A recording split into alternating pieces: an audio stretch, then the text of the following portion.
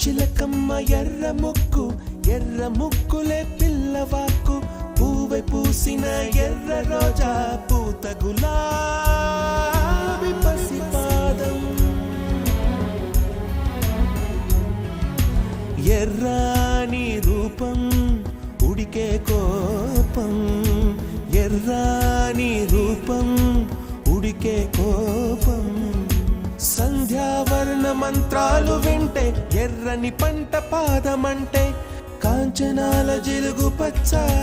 కొండ బంతి గోర